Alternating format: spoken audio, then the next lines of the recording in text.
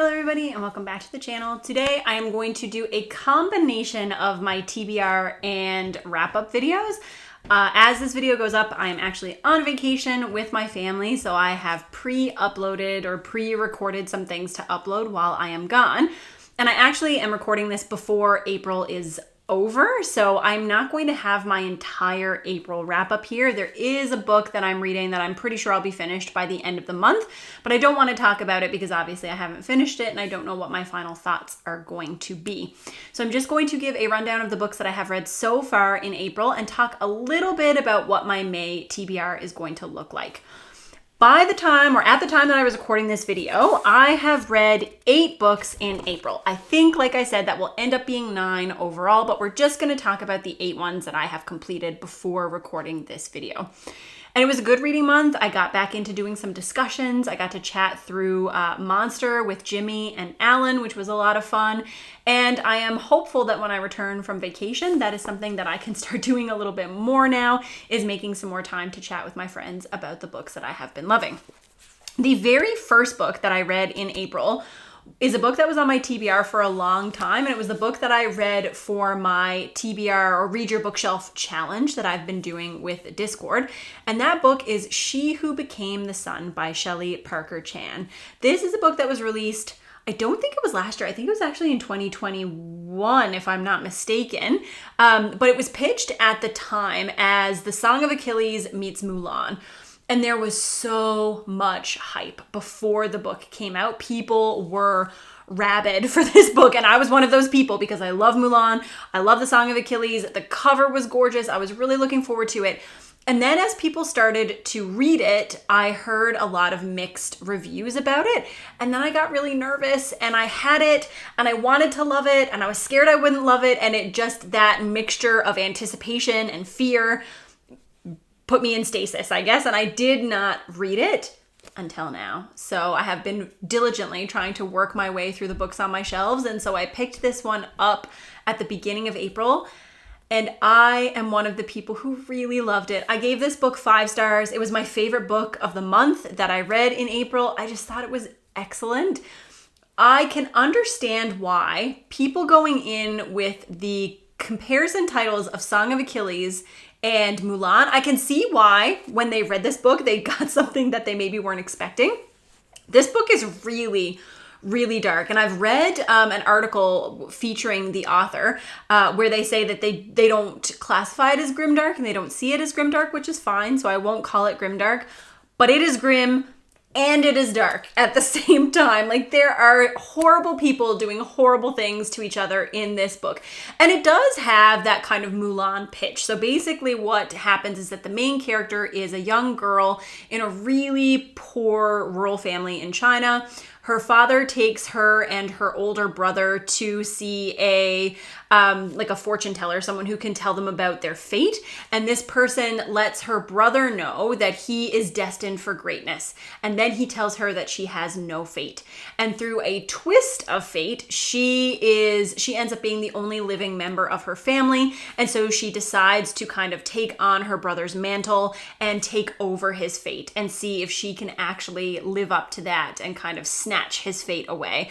And the first step to that is going to a monastery where he was supposed to go and train to become a monk. And that's how the story starts off. And on the surface, it is that kind of Mulan archetype. It is that trope. You have the young woman who is going into an area that's only meant for men and she has to disguise herself as a man. But what we get is an exploration of fate, an exploration of family, of ambition, of gender.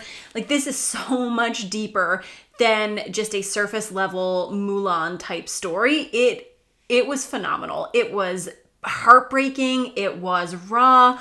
I cannot say enough good things about this book. I think that you have to really enjoy slow-paced novels. You have to enjoy character exploration. You have to enjoy a lot of analysis of gender dynamics and what that means to someone and how that affects who they are.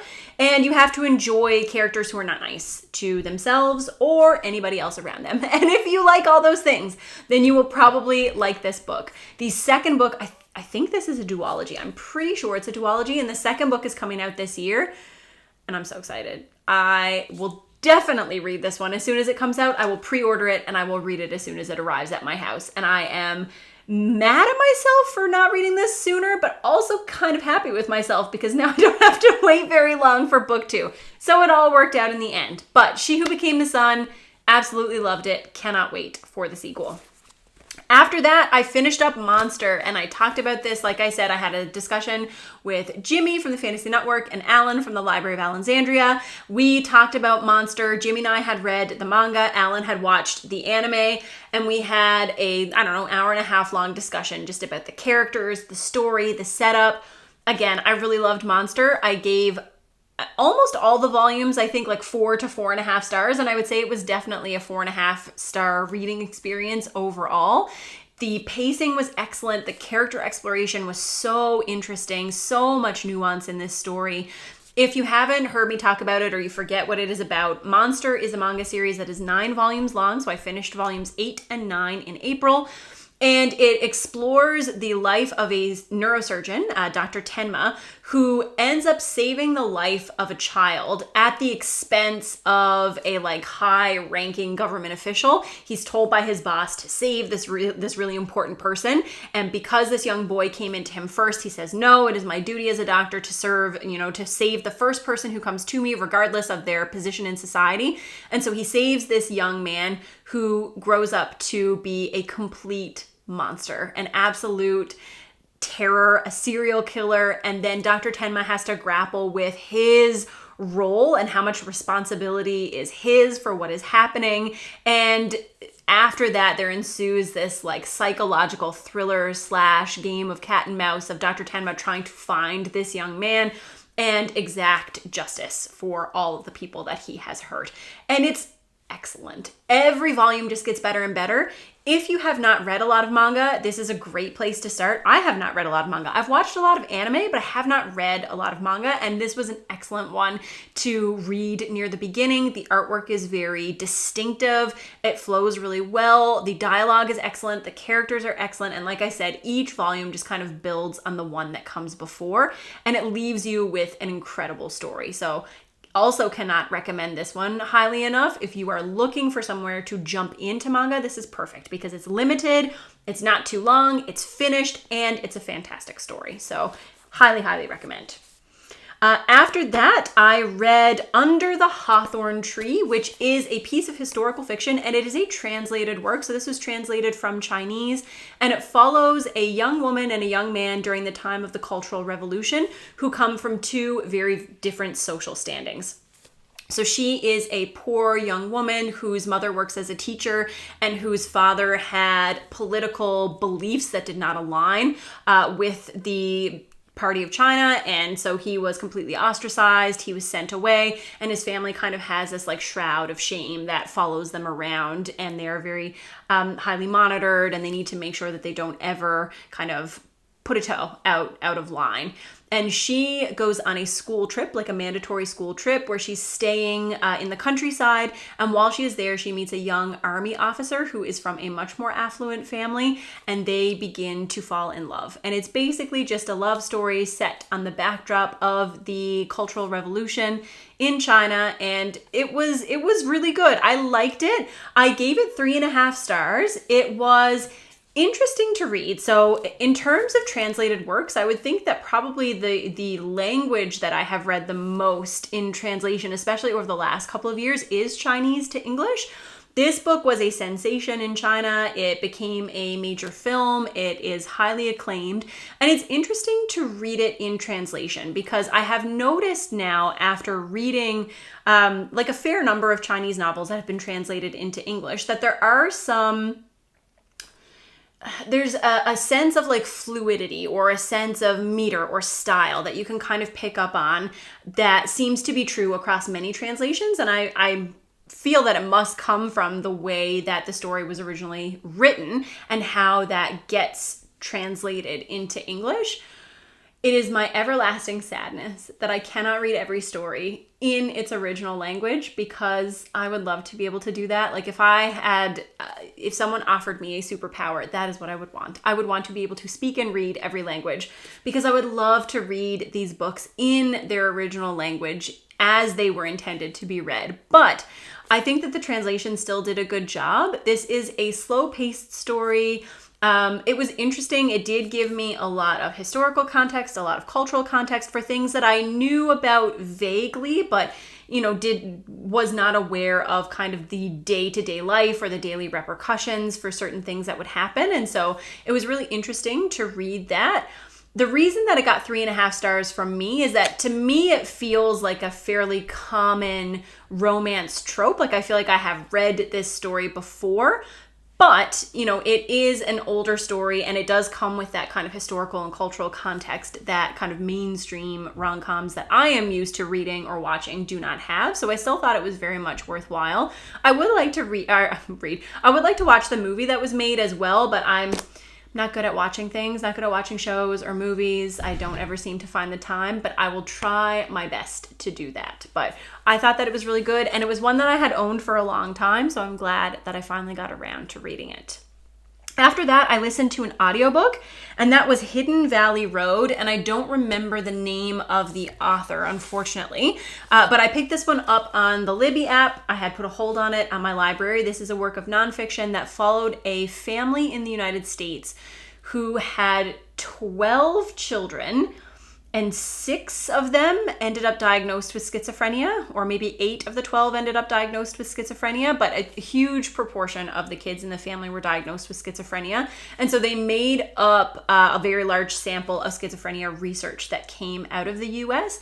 And what this book was kind of a dual look at this family. So it was a kind of part biography of this family, how they grew up, what their family dynamics were like, what each individual was like, and then also explored the roots of schizophrenia as an illness, how we treat patients with schizophrenia, how that has evolved or not based on the research that we have done, what a complex illness it is, and how difficult it is to treat. So it was a very ambitious book, and I think I gave it 4 stars. Just let me check and see. Yeah, I gave it 4 stars.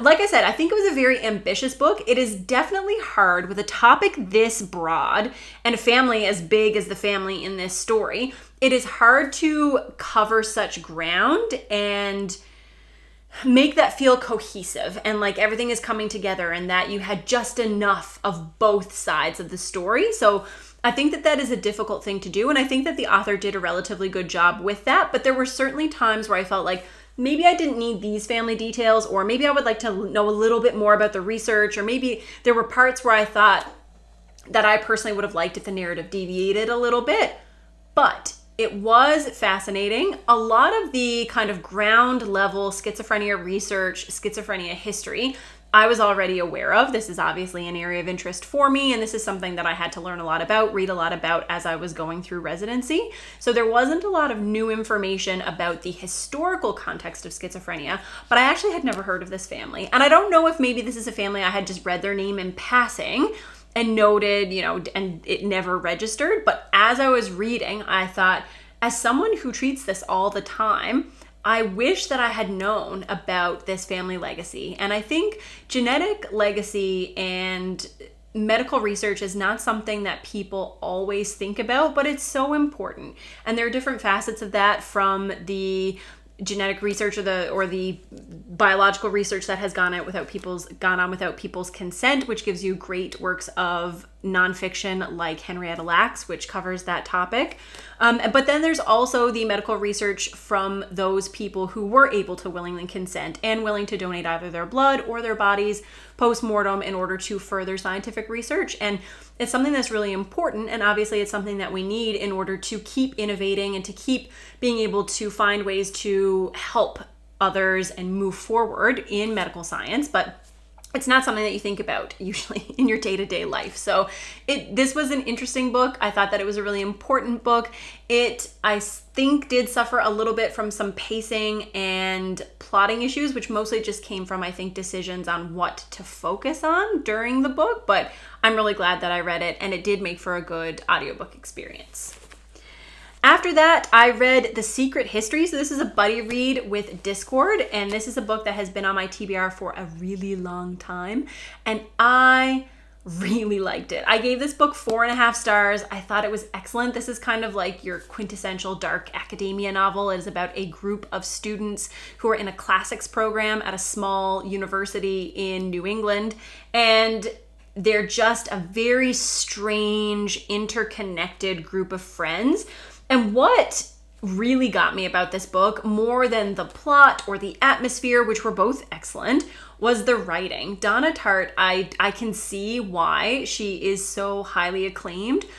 The economy of writing in this story, the way that she is able to convey her thoughts, her points, her characterization with so few words was excellent. It is something that you do not see often in authors, and it's something that you can pick up on immediately. As soon as you enter into this book, you can tell that you are reading something that was written by a true master of the language. It is genuinely a delight to read.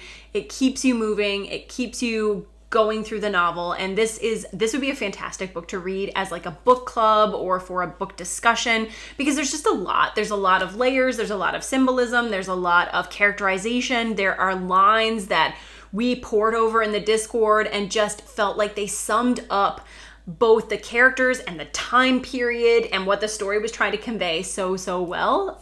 I cannot, again, feel like this has just been this whole video, but I cannot recommend this highly enough. This was excellent. I think it deserves all of the hype that it receives, and I'm really, really glad that I finally got to it. And now I definitely want to read The Goldfinch, because I just think that Donna Tartt's writing was excellent, and I'm excited to read something else by her. After that, we have my second nonfiction for the month, so I'm trying to make some strides on the nonfiction, and that was An Immense World by Ed Yong, I think. And this was a huge hit last year, so this ended up on a ton of like best books of the year lists, like the New York Times best books of the year, etc. And it's about the inner lives of animals. So the term that they use in the book is called Umwelt, which is a German term, and it basically means like the inner life or environment and how animals interact with that environment and what it means to them. And it goes through different senses and how animal senses differ from human senses. And this is a lot like other books that I've read about animals, wherein the author does a lot of talking about how as human beings, we tend to look at things through a human lens, and we associate things with our own behavior and how we approach the world. But the way that we approach the world is vastly different from even the way that a dog or a cat or any other animal approaches the world. And then when you get into species that have really unique adaptations, or species who are so far removed from us, like insects or jellyfish, then it's almost impossible for us to conceptualize what the world is actually like for them.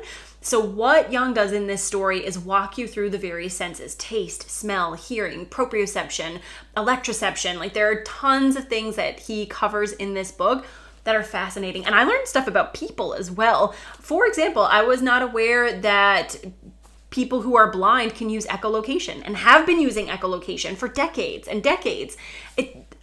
I had no idea. And I feel like that is something that I should know, something that I should have been taught at some point in time, especially considering that I went through a medical program. I went through medicine. This is something that I feel like I should have known, but I didn't. And there was a lot of really fascinating stuff. The facts are fascinating, but the concept of this book and the way that it makes you reflect on nature, on animals, on the way that we interact with the world, on our expectations of others and of other species, I think that it is the kind of book that can really shift the way that you approach life. It can shift your worldview. If this is not something that you have often thought about, then I think that this is a book that can really push those boundaries. I think that it is a very, very special work of nonfiction. And just beyond the pure, like, fascinating facts of the novel is just this idea that we expect the world to behave a certain way because that's how we behave. And we interpret the world in a way that makes sense to us and makes sense to no other species. So it's a humbling read, or it should be a humbling read, to recognize the diversity of experience on the planet and to be able to even understand like a very, very small part of that. So I thought that this was excellent. Again, one that really lived up to the hype for me. It was long, and some of the scientific sections are complex. So he does go through like vision and hearing, and he does talk about the science behind some of those things. So it can feel a little bit dry at times. And certainly I thought it was a little bit drier than his previous work that I had read called We Contain Multitudes, but I still really enjoyed it. I think it's just one that you probably will take a little bit more slowly if you want to soak it all in and absorb everything. But definitely highly recommend this one if you are interested in nonfiction, the natural world, or animal life. And then the last book that I finished in April was The Book Thief. So this is another one we read on Discord, and another book that I've owned forever that I have never read. And this, I'm joining the Book Thief fan club. I gave this one 4.5 stars. I loved it. It hurt me. And it's really funny because some of us read it, a bunch of us read it together in Discord. Someone DNF'd it because it was just too boring for them to get into. Someone finished it and was like, it's okay, I didn't really feel a whole lot. And then you had me, who like sobbed and sobbed and sobbed at the end of this book. And so obviously there's a breadth of experiences that can happen when you read The Book Thief. I thought that it was phenomenal. Using death as a narrator was, I think, a really good choice and something that gives the book a really unique spin. I think that the characters are really easy to fall in love with. Because death is the narrator, you get kind of that Stephen King setup where death will say, and this was the last year that this person was alive. And so you know that those things are coming. So I think for some people, knowing what is going to happen removes the emotion from that. But I felt so attached to people that even though I knew the end was coming for them, I was a goner. I was leveled. This book took me out. There's some excellent passages here, and the ending, like especially like the very last line of this book is like a powerhouse of a line, and one that will sit with me for a long time and that I will reflect on for a long time. So I am a fan. I'm super glad that I read this. I could see myself reading it again in the future, and I really, really enjoyed it. Like, if you can say that you enjoy something that rips out your heart and makes you feel like a shell of a person, then I absolutely, absolutely enjoyed it. And then the book that I'm finishing up is An Alchemy of Masks and Mirrors, which I'm reading for the read-along on Alan's channel. I am almost finished. I am really, really liking it. It is also possible that that might end up being my favorite book of the month, but I haven't finished it yet, so I will have to talk about it in my May wrap up. But those are all the books that I read in April. I combined my May TBR here, not because I thought this was short. I'm sure it's already like 25 minutes long or something, but just because I am not actually doing a complete May TBR. I have one book that I am reading with a friend, and that is the second Dagger and Coin book that I'm going to be reading with Penny, and I'm super excited. But otherwise, I'm just going to be using May to catch up on the books that I had put on previous TBRs that I have not gotten around to reading. April especially, I had been hoping to do a reading vlog, reading Never Die, Spear Cuts Through Water, and Lancelot, and I just didn't have time between packing, getting ready to go, doing extra call at work, all the extra paperwork and stuff that I had to get ready in order to be able to leave for a couple of weeks. So I just didn't have time to get through it, and I'm hopeful that I will be able to read those when I come back at the end of May. So May is going to be my catch-up month in terms of TBR, with the exception of Dagger and Coin, which I am super pumped to get back into. And that is it. Please, please let me know what you read in April, if you read any of these books that I enjoyed, what you felt about them, and what you're thinking about reading coming up in May. But thank you for watching, and I will see you with another video soon. Bye!